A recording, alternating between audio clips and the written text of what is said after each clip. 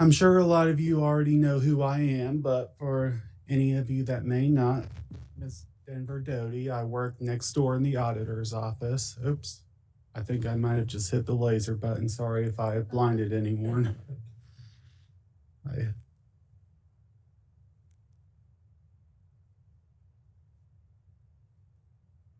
there we go. All right, so a lot of you probably know what I do already, but for the few of you who may not, let's put it this way. Whenever you get an invoice for a product or service you purchase, the first person you'll usually need to talk to is me. So to someone clicking over there? Okay. I just want to make sure that my PowerPoint hasn't I just want to make sure that the slides haven't taken on a mind of their own. All right. So today we're going to cover a few aspects of the invoice process. We're going to cover what you should do before sending invoices to us, what we do with invoices once we receive them from you, the steps needed to get a check for that invoice, a few finishing touches, and I'm also going to explain a few things you can do that can really make our lives a lot easier. And if we have time, I have a few fun statistics for you regarding invoices we processed last year. All right, so you have an invoice, you need a check cut for it.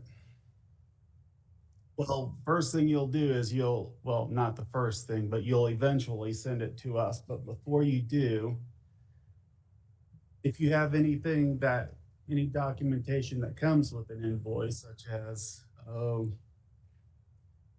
don't know, work orders, timesheets, packing slips we don't necessarily need, but usually anything that explains what we purchased and why we purchased it is always good to include in our documentation. And I always like to say it's always better to have something and not need it than need it and not have it. So if you're not sure whether we need something, just go ahead and send it. Many of you might be familiar with our expense account structure. If you write this on your invoices, it'll help us get the invoices processed a lot faster. And I won't have to ask you which one to use. A few of them are pretty obvious, but then there are some that are not so much. We often receive invoices from new vendors. When this happens, we need additional documentation. And I'll explain this in a little more detail in a few minutes. And an important point is when you receive an invoice from a vendor, it's always a good idea to send it to us as soon as possible.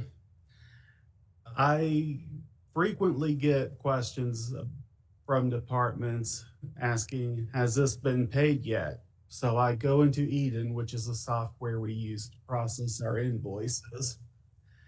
I look up the invoice based on the criteria given, and I don't see anything. Well, we can't pay it if we don't have it.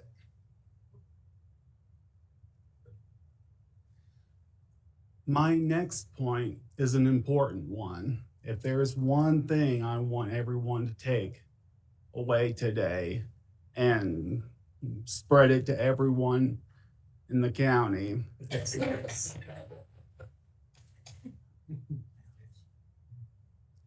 please, please, please do not staple anything you send to us. Now, if you get something that's stapled and you're just merely forwarding to us, that's not as bad. But if you're taking the time to staple something before sending it to us, Please don't. And here's why. This device right here is my desktop scanner. It scans documents one page at a time. It sits on my desk and it's always within arm's reach. I scan a copy of the invoice as part of my processing. If something's stapled, I have to remove the staples first.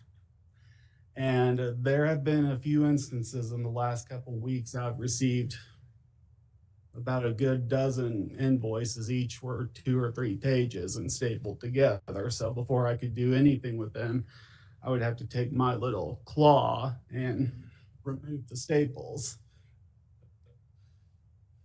So if you can refrain from doing that, it would really help me. If you have paper clips, that is definitely more preferred because I can just yoink. Who misses Clippy, by the way?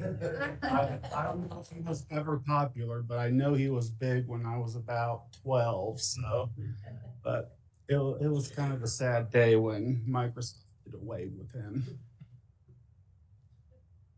I'd like to I'd like to see them bring him back. That's all. If you're worried about running out of paper clips, well, we usually keep a decent supply. We have a little box in our storeroom that has I haven't really needed to touch these except add some paper clips to them during my time here.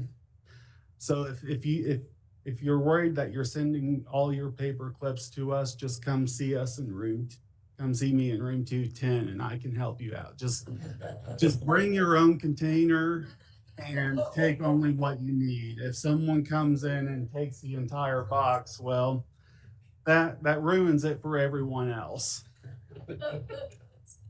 So that's kind of like an offer I'm extending. If you can do me the favor of using paper clips instead of staples moving forward.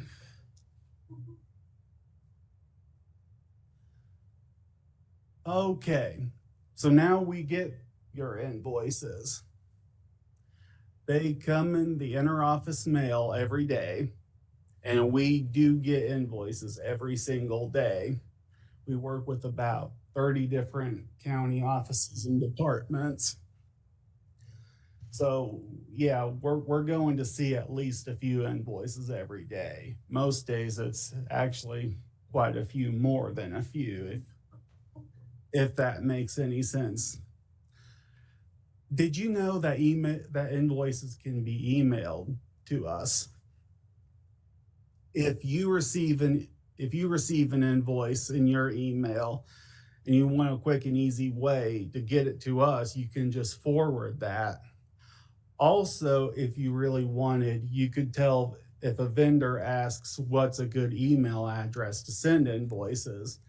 This is a good choice because this email address you see here is not tied to one person. So we don't have to worry about if that one person leaves the county for whatever reason, those invoices aren't going to a dead inbox.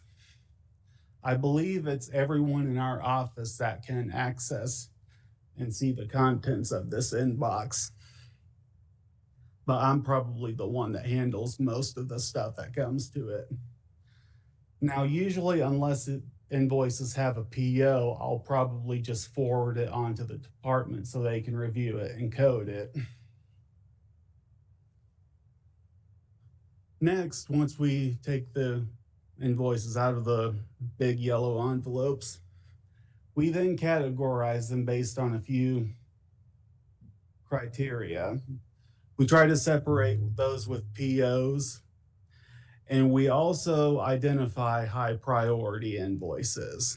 Now, some of you might be wondering, what do you consider to be a high priority invoice? Well, a couple examples are, first, employee expense reimbursements. We try to look after our people, get them paid quickly. when they go travel and claim expenses. Utility bills, that's a big one. We I would say I don't remember the exact amount. Well, it's never the same. I would say we probably pay city utilities about $100,000 a month, at least $100,000 a month between all of our buildings. That's for electric service, natural gas, water, and sewer services. And I think a few buildings have their internet service as well. So I think let's just use the new jail facility, for example. Usually their bills each month range from between $50,000 and $70,000 per month. Now, keep in mind that's for 4 utility services, but it is a pretty large facility and they run 24/7. So that's going to generate some pretty high utility bills. City Utilities gives us only 2 weeks to pay their invoices. Now they might give us a few days after that, but if we don't pay it on time, I think it's 10% they charge, and we don't want to be paying 10% of $50,000. So those are almost always entered within an hour of receiving them. They usually send them right around 8 o'clock in the morning to our email, and I usually have them processed within the hour. All right. Before we can enter the invoices, we try to look them over. We look for expense accounts, PO numbers, make sure everything looks okay. If something seems off, then that's when you'll get a question from either me or maybe someone else in my office before we can pay the invoice. Then I type the invoice into Eden. This is actually the easy part from this point, and then I scan the hard copy using my trusty desktop scanner. And from there, the invoice enters the approval process. Now, I remember it wasn't too long ago. I don't remember who made this request, but it the request was something to the effect of they wanted a check cut the same day for something they presented to us. Well, it doesn't quite work that way. Everything we pay usually has to go through a 7-step approval process. So here, I don't know if that's easy for everyone to see. Maybe I should have made the font a little bigger. But the first level is always the department. The department has a chance to review the invoice for accuracy, and if there's anything wrong, they can let us know. Then it comes to our office where we do the first check for accuracy. We make sure the invoice number, total, expense account, projects, all that is correct. Then then it goes to each of the 3 commissioners, which is pretty self-explanatory why they have to approve as the main governing body of the county. They usually have to approve everything that we pay. Then it comes back to our office for a second check. And this is a step where I pull the hard copies from my filing basket. Some of you can probably see there's quite a few in here right now. That's one of the more tedious aspects of my job, but it helps knowing where the invoices are when we go to pull them. And then we put them into specific batches before we send them to the auditor who does a final review. I'd say just about any time we pay from any of the county's funds. I think it almost always goes by Cindy's desk. I might be wrong, but I don't think I've ever seen an instance of where we paid something from county funds and Cindy hasn't signed off on it. So she looks at everything.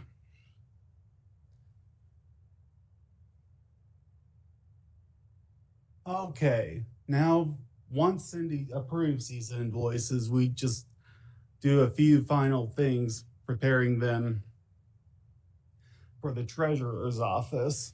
So we organize the hard copies. We make sure they're all there because that's the supporting documentation for the treasurer's office.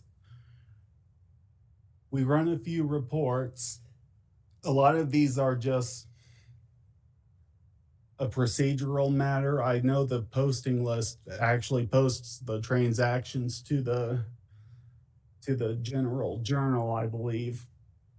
Creating the checks basically organizes all the invoices from a certain vendor, and it knows to put them on one check, and it tells how many checks are to be cut in that batch. And the trial final check listing is the report we include with the invoices to take to the treasurer, and they use that to process their checks. And then we just take it to them, and then they finish up the process. They print and mail the checks. Okay. So here are a few things you can do that can really make our jobs a lot easier. First point I already made, but it's worth making again. Please don't staple anything. And there's a reminder of why. GL expense account and PO numbers are also pretty important to have. Normally vendors will include PO numbers if there is one. Also, a fact regarding contract numbers.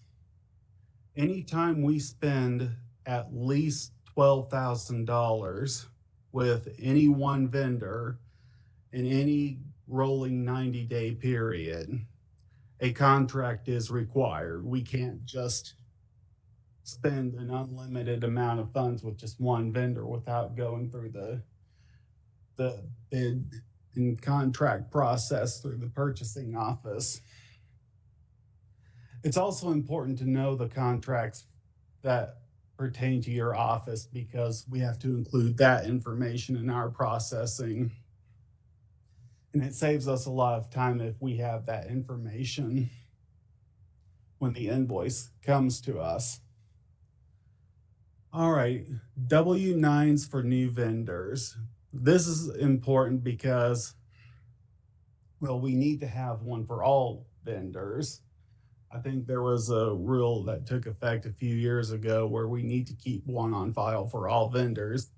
This is especially true for, say, contract laborers, attorneys, and anyone who provides medical services, because all those entities will receive a 1099 at the end of each year. And we distribute those by email, which is why we need an email address. And a contact phone number serves as a useful backup just in case said email bounces back to us. We can call them, give them a call, and get an up-to-date email address. And if at any time you have any questions, just let us know. We're always happy to help to explain the why behind what we do and how we do it.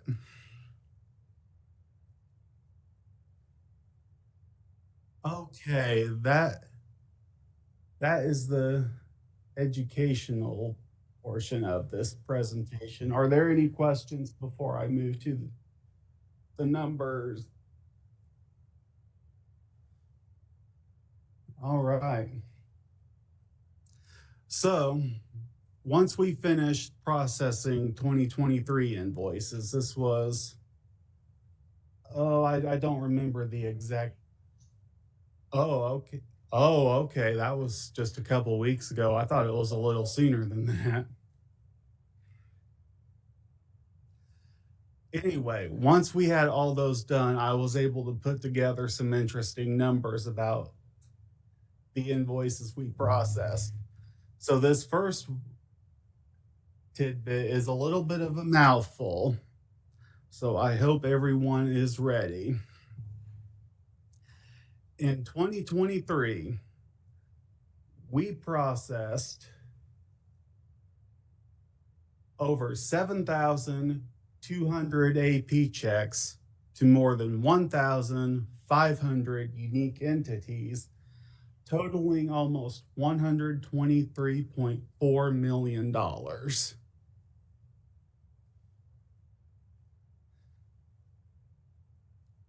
These checks ranged from just 50 cents to $4.3 million.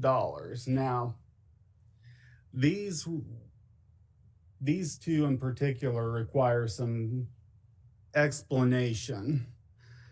The low check, we only cut 2 checks last year that were less than $1, and that's something we try really hard not to do. We try to include it with another invoice from the same vendor and put it all on one check, because cutting checks for less than $1 is terribly inefficient. In the case of this invoice, it was an invoice that was issued at the end of the year, and we didn't have another invoice from this vendor to combine with it, and we needed to process this to close out 2023. So we had to cut a check for that. The other check, I think, was for 72 cents. I think that was the result of a keying error that was made on the original invoice to a vendor that we don't use very often. So that was another situation where we didn't really have a choice but to issue a small check. The highest check was actually one of our bond payments to one of our bond servicer. We usually pay them. It's basically our debt. So we usually make payments on that twice a year, and one of those happened to surpass the $4 million mark.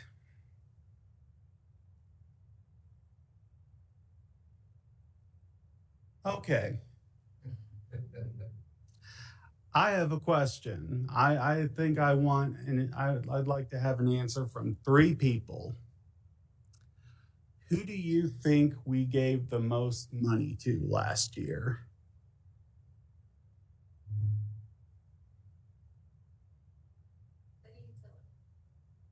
All right, city utilities. Any other ideas?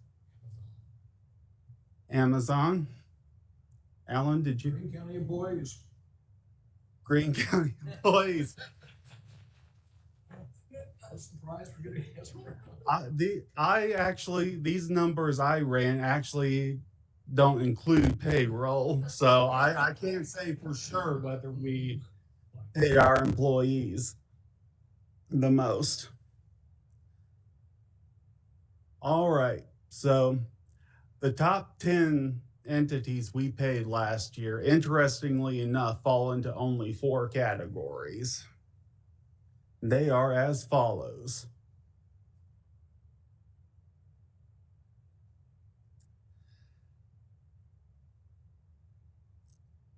So, City of Springfield did receive the most money from us last year, and I believe that was the case for 2022 as well, because I ran the numbers for that year and they turned out about the same.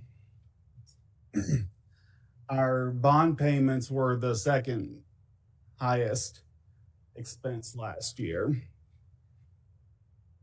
City utilities is definitely up there. We paid almost $2.5 million to them alone last year. We have many buildings on the Greene County campus, and I think each building has its own bill.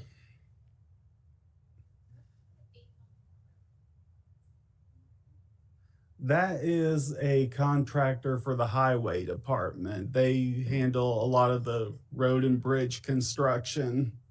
So that's one of our largest expenditures right there because 4 of the 10 are just road and bridge construction. But it's good that we spend a lot of money on that because I I might be slightly biased when I say this, but I think we probably have one of the best county road systems in the state of Missouri. I know in Southwest Missouri, we definitely do. And then a couple of them are just joint departments with the city, like the park board and the health department, where I think the city pays upfront and then we reimburse them for our part of those expenses. All right.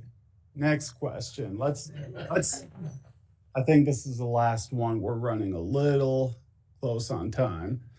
Again, I want 3 answers from people in 3 different departments. How many invoices do you think we processed for your office last year? Kylie.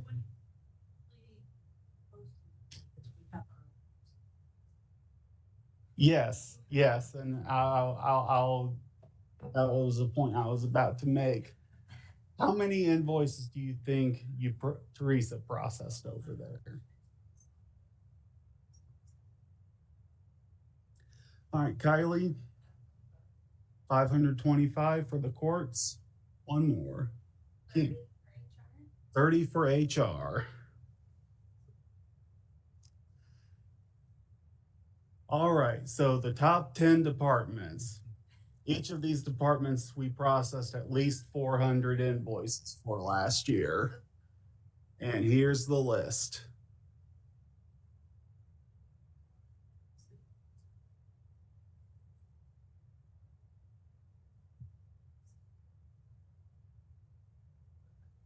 Is that Does that come as a surprise to anyone? I will say, as Carla mentioned a minute ago, our highway invoices, for the most part, are processed by Teresa Ruley over at the highway department. It's really useful having a dedicated person over there because their invoices usually, I've seen the process that goes into their invoices, and it's usually a lot more than what it takes for the other departments. Building ops doesn't come as a surprise to me. We usually get at least a dozen invoices from them every day. In the jail, we usually get 2 or 3 dozen a week. Now, you might be wondering, well, my office doesn't fall in that list. Where do I fall? Well, I have you covered too. We had quite a few departments where we processed between 100 and 400 invoices last year, and here's that list.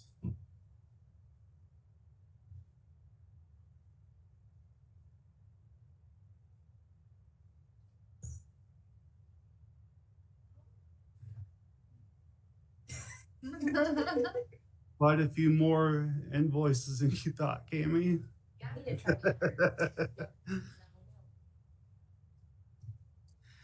And if you still don't see your office, that means we processed fewer than 100 invoices for your department last year. But don't worry, that doesn't make you any less important to us.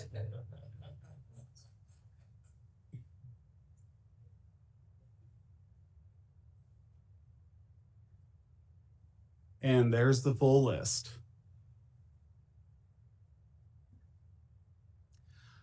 All right. Does anyone have any questions? All right, hearing none. Thank you for coming.